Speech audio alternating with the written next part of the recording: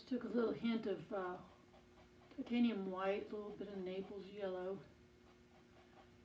So I'm come in here and just softly brush in some highlights.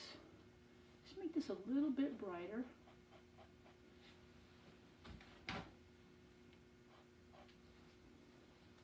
And I'm using a round bristle brush, just a small tip to go on these finer areas here.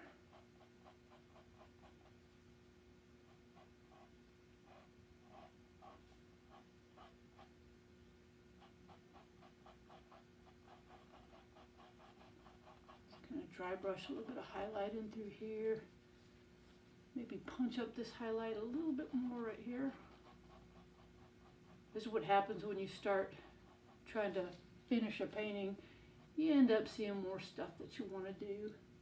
One of my favorite art quotes is, "An artist never finishes his work, he merely abandons it." Which is true. You just always feel like there's just something else that you want to work on, a little something here or there to tweak.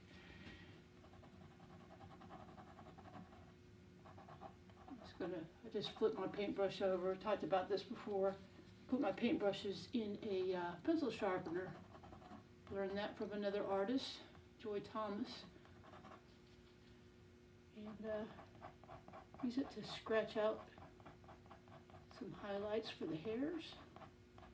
What it does is this lighter coat of paint, or layer of paint I should say, when I scratch away, it reveals the slightly darker values underneath. And again, whenever you're at this stage of the painting, it's always a good idea to make a few strokes, stop, step away from the painting, and to see what you've done. Because right away I can see that that right there is a little bit too dark when you compare it to that right there. It's just something you just have to learn to train your eye to do.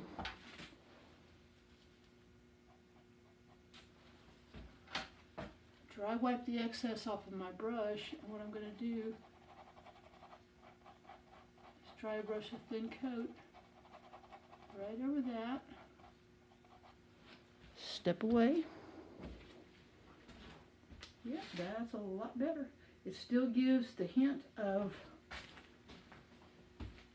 this dark area right here, but it's not just such a glaring thing that that's all your eye sees. I also took and mixed some white with just a real, what we like to say here in the South, a T90 pin dot amount of cerulean blue in the white, and I want to catch this highlight right over here.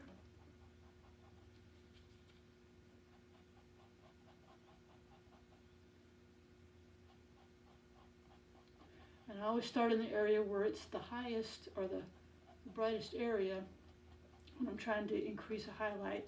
And then as there's less paint on my brush, I can drag it over here and start picking up a few of these little finer details. And what I'm going to do is put this white in here, and then I'm going to come back with the other end of my paintbrush and scratch out areas where I got a little wild. Right there, I don't want to go that far into the nose, so just scratch that off.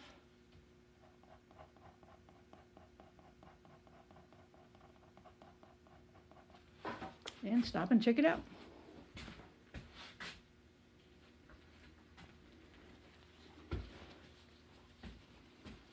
Maybe just one last little hint of it right down here.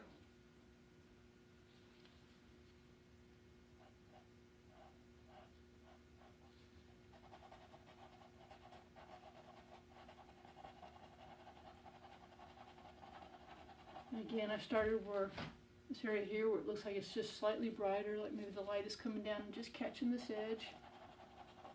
And then as there's less paint on my brush,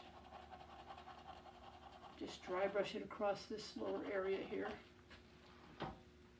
All of this is stuff that I just had to make up because it's not in the photograph.